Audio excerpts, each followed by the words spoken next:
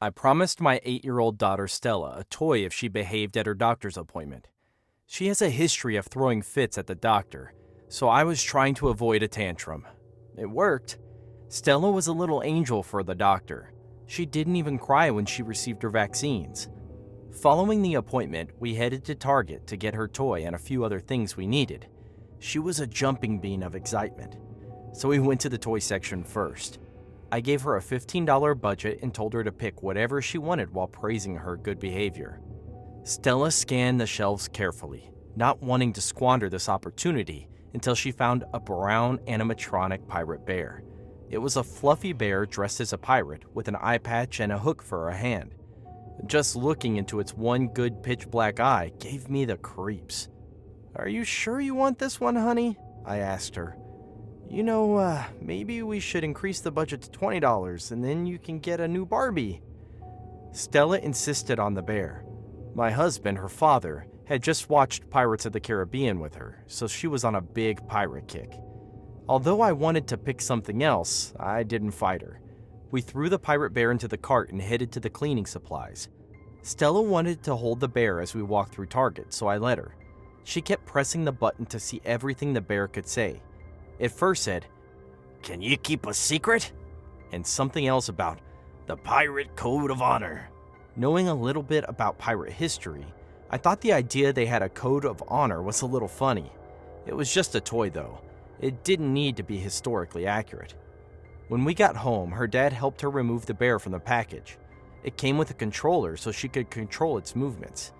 It was a pretty nifty thing for only $13.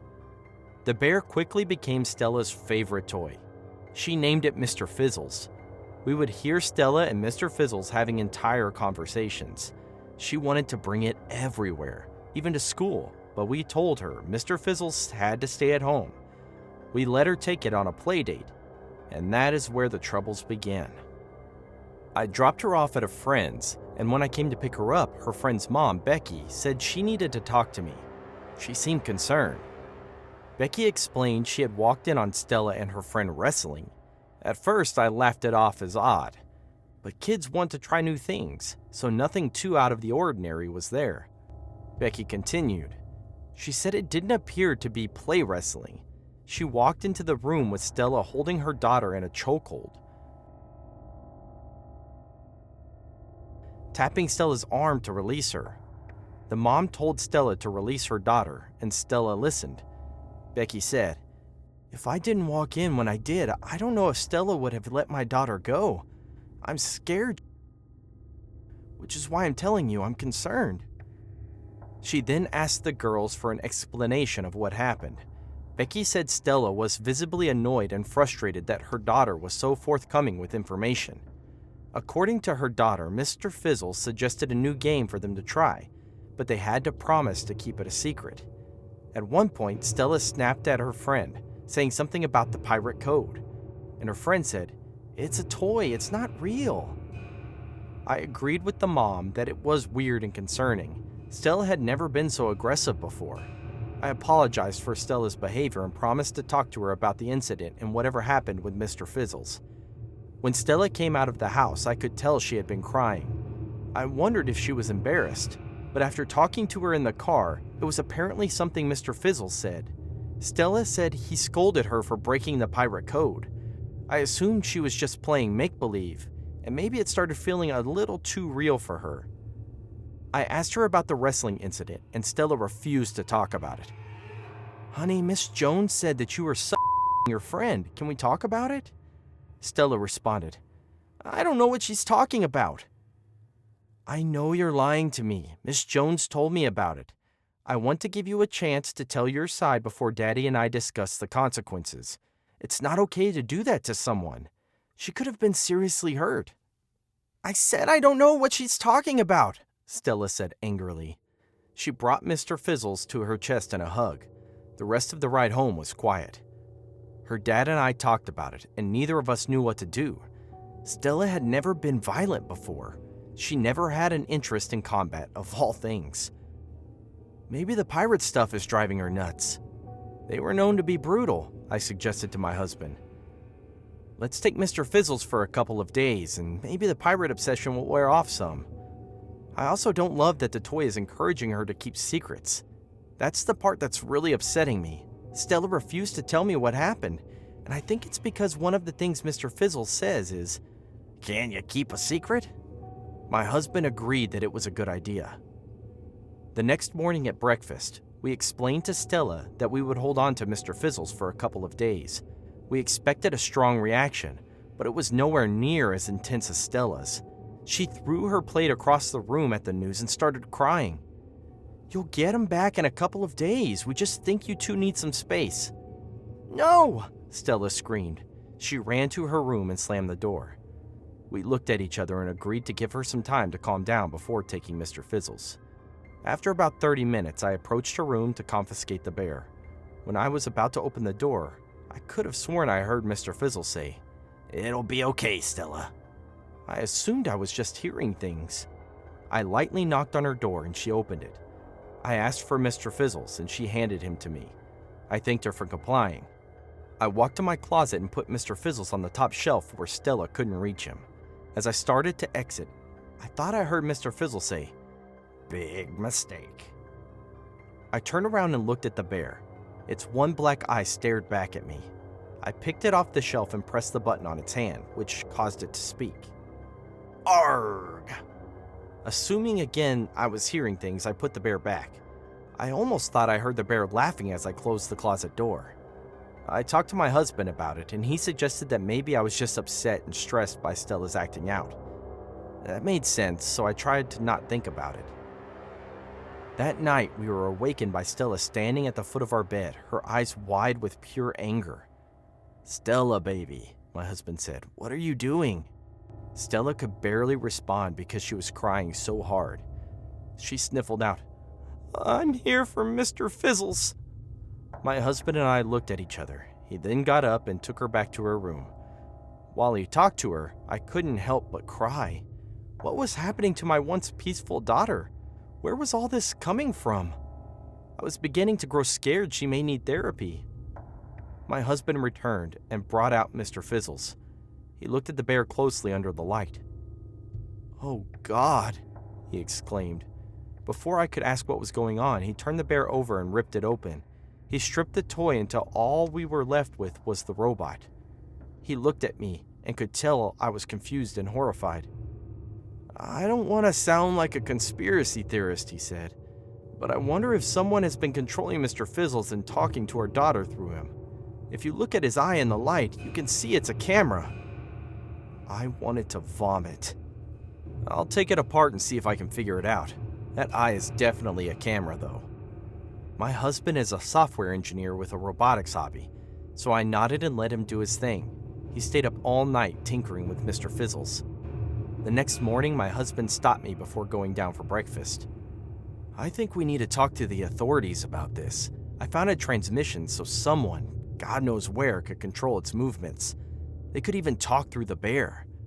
I'll go to the police station later today to tell them what I found."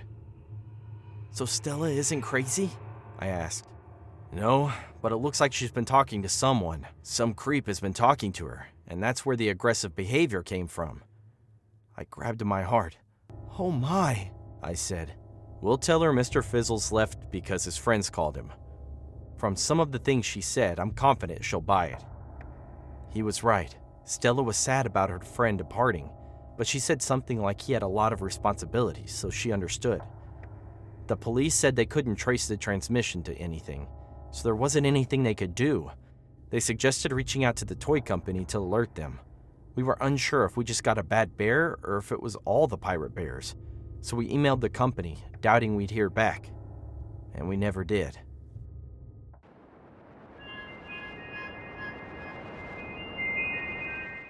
My name is Penny. I was a secretary for most of my life, but when my husband Jackson found out he was going to get a promotion at work, I was able to quit my job and write mystery novels full-time. It was what I had always wanted to do with my life. I self-published my first book years ago, but it didn't sell a lot of copies. Jackson was extremely supportive, but I felt like a real failure. I swore to myself that my next book would be different. So as I was writing, I did a lot of research on marketing and sales. I watched some YouTube videos by some other mystery writers, and I took a lot of notes. Around the time I finished writing my new book, Jackson had officially gotten his promotion. I had more money to spend on advertising, but I also needed to put in the work. I created a website and some social media accounts. Most importantly, I created a TikTok. One of the authors I followed said that the majority of her sales came from her TikTok followers. I had no idea how to use the platform, but I wouldn't let that stop me. I set up my camera outside the house and wrote a short speech to introduce myself. I practiced a few times and then filmed it. It took me an hour to make a 1-minute video, but I was pretty happy with the results. I posted it and shared the link on my new socials. At the end of the day, I had less than 20 views and very little engagement. It was a total failure, so I decided to go off script and film another video outside the house. This one was just me talking about how much I love murder mysteries. I was a lot more passionate in this one, but the view count was still really low. I was about to give up on the whole TikTok experiment until I looked at my phone the next morning and saw that my second video had gone viral. I couldn't believe it. Over one night, I went from 10 views to a couple 100,000.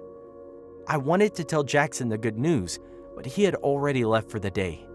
So I fixed my morning coffee and started to look through all the comments.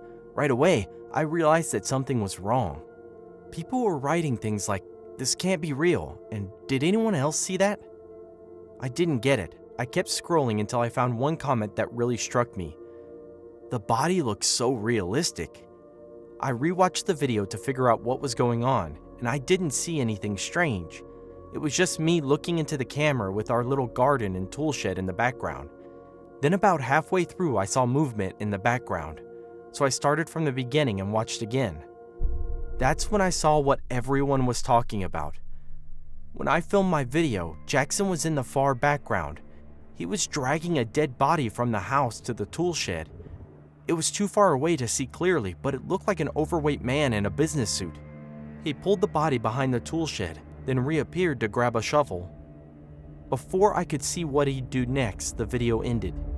My video had accidentally captured my husband burying a body. No wonder it went viral.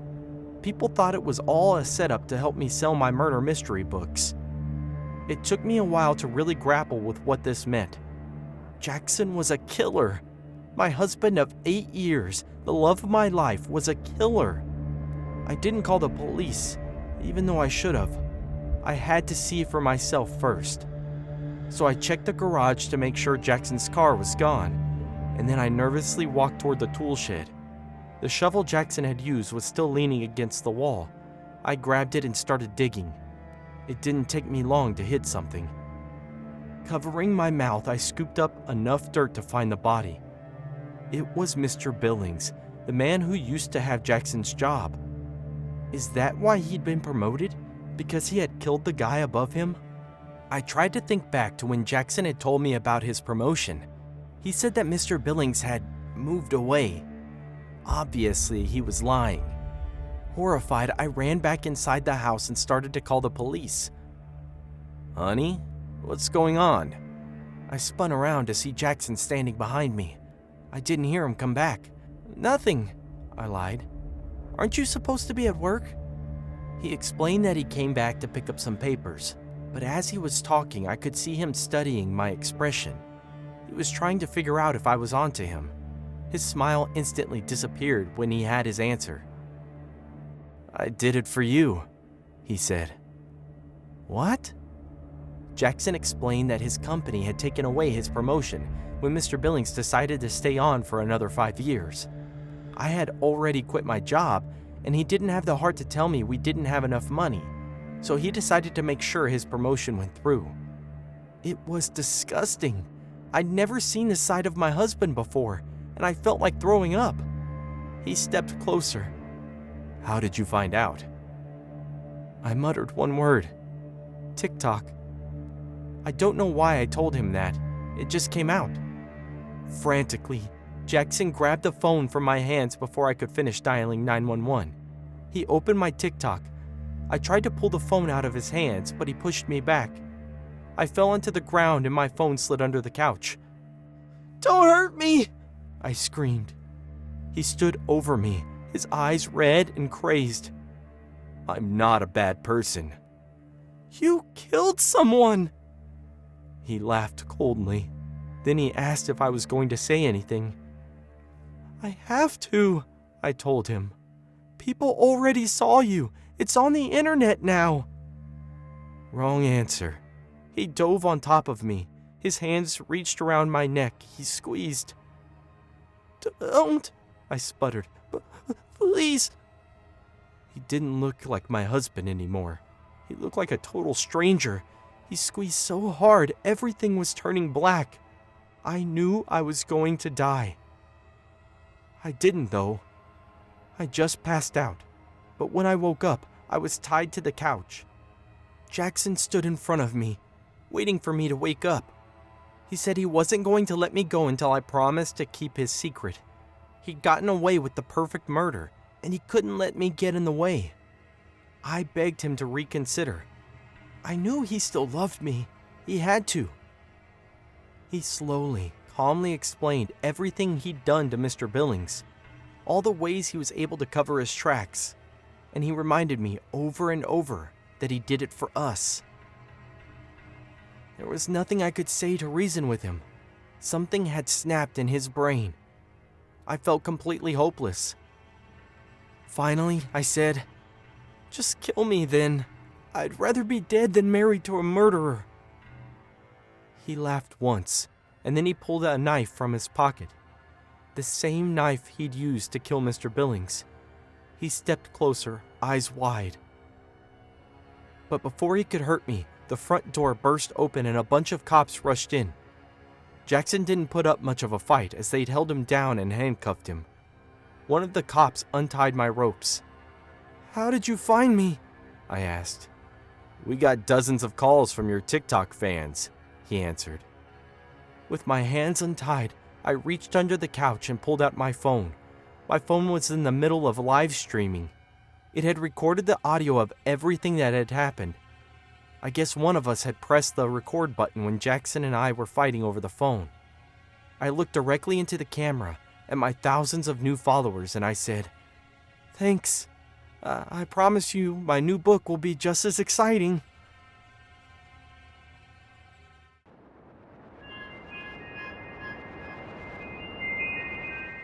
I tried to ignore the lady in the yellow dress and flat-soled shoes as I shopped, but there was something unsettling about a stranger staring at you in a Target while you're shopping for groceries. I changed aisles, stared away from her on purpose so that we would have no reason to interact, as I felt too much expiration in me from long hours of working at night to interact with anyone at Target. But her staring was persistent, following me everywhere I went, until I was forced to confront her. I drifted to her as stealthily as I could, careful not to disturb the other shoppers, but realizing I would have to be loud if I was suddenly in any form of danger. When we were closer, I perceived a strangely familiar smell from her, which sent my brain into this familiar sense of remembrance. My brows fell into the middle, and my scowl eased when I saw that this stranger smiled at me. "Excuse me, miss, do I know you?" I asked in hushed tones, just around the aisle from the toilets. I was not aware of the large Target signpost just above my head, so I moved from underneath it as she spoke. "Do you?" she asked in return with a casual shrug. Her eyes were bright, almost in humor, and this confused me, as I was sure I didn't have any relationships with this stranger before. A prank. A bitter pool flooded my mouth as I looked over my shoulder to search for any hidden camera that could be used to be set up to capture my reaction to amused audiences. I found nothing. "You seriously do not remember me, Emily?" she said, and my heart sank when I saw that her face was no longer with a grin, but with the look of dejection. She knew my name. I was curious now. She squared up, and her smile started to creep back with a hint of knowing. My obliviousness made me uncomfortable. She put me out of my torture with one word, and it dropped me into terror. "Barbara." The words rolled off her lips. Suddenly, all at once, old memories flickered. Forgotten thoughts that I had long been detached from as I grew older stuttered back into my mind. I stuttered an incoherent phrase. I looked around and it suddenly felt like we were alone in the aisle. The loneliness seeped into all parts of the store, and I was horrified that 23 years after college, Barbara still remembered me. I gulped with difficulty, horror causing my eyes to glaze with tears. I recalled the last time I was trapped by her into that confinement of our room in college. All that cryptic sermon about sacrifice of my life and the lingering fear that I had to battle for years after she stabbed my chest with the poking knife. Pieces of my life had fallen into better places since then, but the picture of chilling manipulation emerged with a rush. Seeing her again felt as though I had betrayed myself a second time. "Stay away from me, Barbara," I cried as I stumbled backwards. She ignored my frantic warnings and instead marched with me, ever so stoic and hypnotic, her eyebrows flattened in relaxation. I cried out for help, knowing that somewhere in a large store someone would hear me out and do something about it. But my feet failed me when I tried to run. It felt like a terrible dream that I willed myself to be awoken from.